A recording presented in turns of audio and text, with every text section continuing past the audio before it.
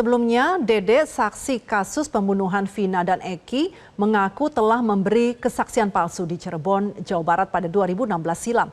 Jika ini benar, maka 7 terpidana yang menjalani hukuman seumur hidup berpeluang untuk bebas. Sementara Dede berpeluang terjerat pidana namun bisa bebas jika keterangan palsu diberikan di bawah tekanan penegak hukum. Dan untuk membahasnya, kita terhubung bersama penasehat ahli Kapolri, Arianto Sutadi. Selamat sore, Pak Arianto. Selamat sore. Ya, Pak Arianto. Selamat sore. Iya. Ya, Pak, apakah pengakuan dari Dede ini sebenarnya sudah bisa diyakini kebenarannya, Pak? Saya tidak tahu ya. Itu nanti tergantung daripada keyakinan hakim ya. Karena pengakuan yang disampaikan oleh Dede itu kan pengakuan yang dibuat belakangan dan itu merubah apa yang telah disampaikan dulu waktu di dalam persidangan gitu. Nah, ini kan sifatnya kan mengkonter putusan yang dulu yang dibuat oleh hakim tahun 2017 itu dengan pencabutan keterangan dan kemudian keterangan yang berbalik arah. Nah, ini diajukan untuk novum PK, itu semua nanti tergantung daripada keyakinan hakim apakah menerima itu sebagai novum baru dan apakah itu bisa menganulir semua putusan yang dulu itu apa tidak gitu. Apabila itu tidak dianggap tidak memenuhi syarat, ya pasti permohonan PK-nya ditolak. Tetapi apabila novum-novum baru yang disampaikan itu kemudian bisa dianalisis oleh Bapak Hakim, Hakim PK itu, dan kemudian mempunyai keyakinan bahwa apa yang disampaikan oleh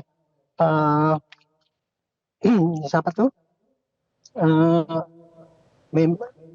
Itu tadi saksi yang menyampaikan itu ya, si Dede itu ya. Itu kalau itu dianggap sebagai suatu kesaksian yang benar dan yang dulu itu adalah karena tekanan, ya mungkin bisa juga PK-nya diterima.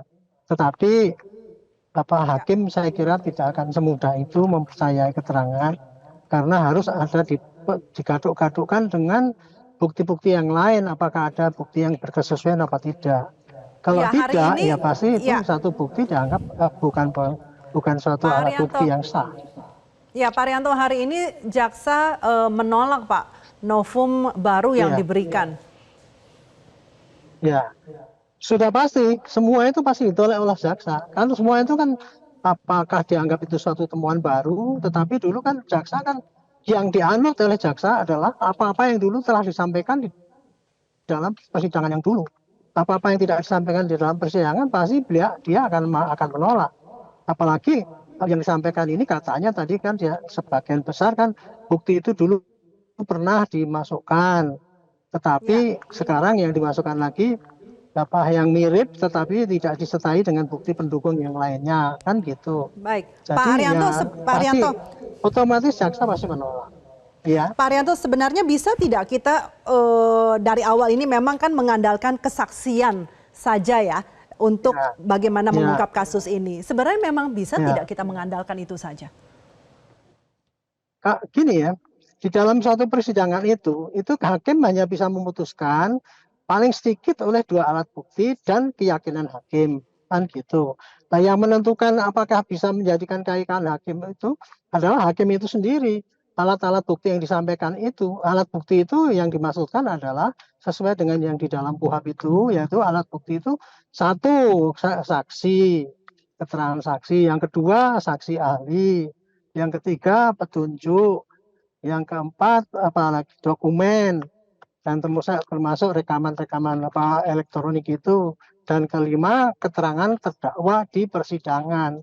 Nah, kalau itu buktinya itu ada keterangan saksi, tapi kemudian didukung juga keterangan yang lain, dokumen, ya itu otomatis bisa dipakai. Tapi kan itu bukan hanya keterangan saksi itu saja gitu.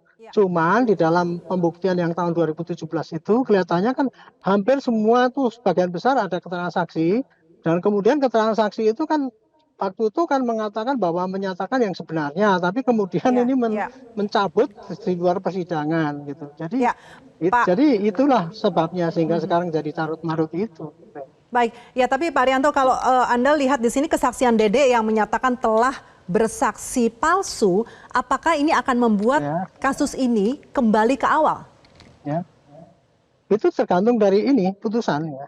apabila nanti itu kesaksian Dede itu kemudian dianggap sebagai salah satu pendukung untuk menerima PK daripada kuasa hukum yang mengajukan itu, dan kemudian putusan PK itu saja menerima, kan berarti menganulir putusan yang dulu itu ya. Seandainya begitu putusannya ya, kita kan nggak ngerti apa PK itu nanti keputusannya bagaimana ya. Itu kita nggak ngerti itu. Tapi seandainya itu keputusannya nanti itu membatalkan putusan yang dulu, ya barangkali ya bisa itu berekses kepada yang lain gitu. Tetapi Kalau Anda apabila sendiri putusannya itu selama tidak Pak Arianto, kalau menyinggung yang Anda itu, ya sendiri tidak. mengikuti selama ini kasus ini, melihat tidak banyaknya Ya. lubang atau celah dalam penyidikan kasus ini dari 2016 lalu? Saya melihat itu gini, banyak kejanggalan yang disampaikan oleh pihak yang terpidana gitu ya, Misalnya karena seperti apa Pak kejanggalan yang kejanggalan-kejanggalan Anda itu lihat di sini? ya. Bagaimana, Bu? Kejanggalan-kejanggalan yang Anda lihat yang sudah tadi Anda nyatakan seperti apa ya? Ya, kejanggalannya kan katanya hakim waktu itu memutus kok cuma berdasarkan berita acara. Padahal menurut hemat saya, kalau berita acara polisi itu kan buat ketika dimasukkan di dalam persidangan itu sudah merupakan bukti tertulis saja, tetapi tidak akan dipakai oleh hakim sepenuhnya. Itu hanya sebagai guidance saja, tetapi kemudian akan diteliti kebenarannya gitu. Jadi saya kira karena sekarang kita susah ya, karena kita mengkoreksi suatu peradilan yang kita sendiri tidak pernah ngikutin gitu. Di situ kuasa hukumnya itu terpidana kan mengatakan hakim itu nggak benar, itu masa nggak ada di khilaf lah gitu istilahnya itu ya. Ada visumnya begitu, kok kemudian kok tidak dicek, padahal katanya luka tusuk Ya. dan sebagainya kan nggak mungkin. Semua dibilang kan nggak mungkin gitu.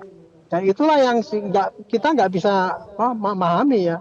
Kalau hakim sudah dikoreksi dengan suatu pendapat ya gitu, itu nanti ya hakim PK itulah yang akan menentukan sendiri apakah Ya. koreksi Baik. terhadap sikap hakim itu memang masuk akal apa tidak. Itu hakim di PK nanti yang akan menentukan. Baik, Jadi Pak Arianto kejanggalan-kejanggalan kembali. itu muncul ya.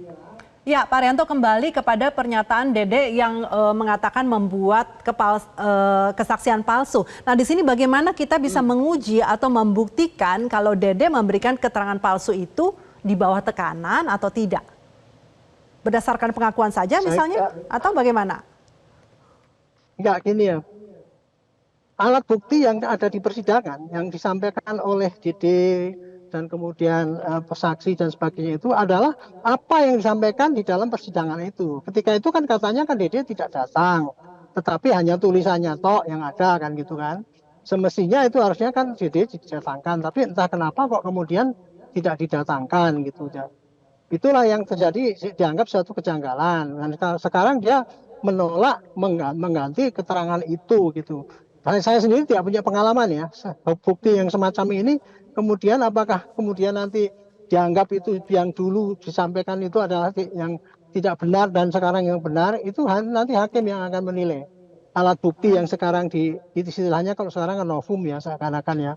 Itu dari alat bukti itu apakah dianggap sebagai alat bukti yang sah, sebagai novum yang bisa dipakai untuk alat untuk melakukan PK, itu dari hakim yang melakukan.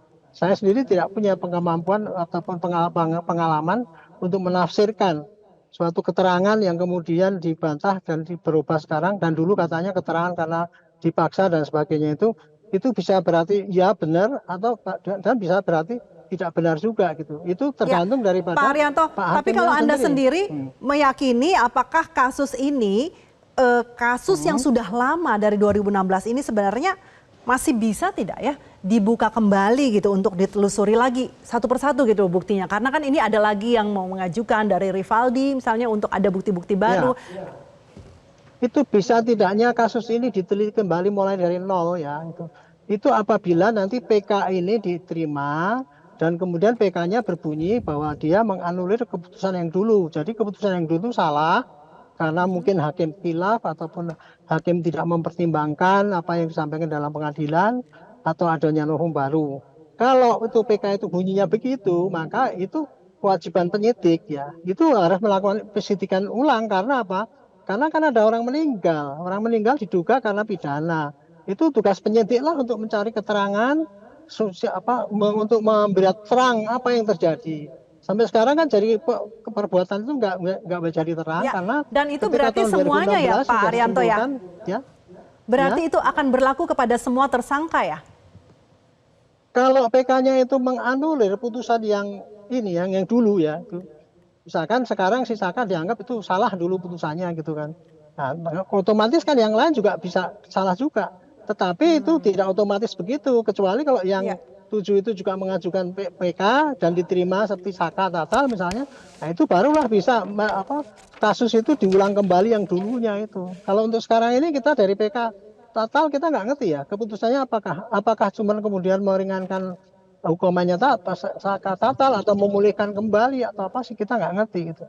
Jadi Baik. intinya beginilah, kalau seandainya ada PK yang membatalkan putusan yang 2017 itu, entah PK yang diajukan oleh Saka Tatal ataupun 7 terpidana lainnya membatalkannya dan membatalkan putusan itu, maka kewajiban penyidik untuk melakukan penyidikan kembali karena yang dulu dianggap salah itu semua kan. Baik. Hanya itu Pak caranya kalau ada putusan PK yang diterima dan membatalkan putusan tahun 2016 itu. Pak Gitu. Arianto Sutadi. Terima kasih Pak sudah membagi informasinya kepada kami. Selamat sore Pak. Terima kasih.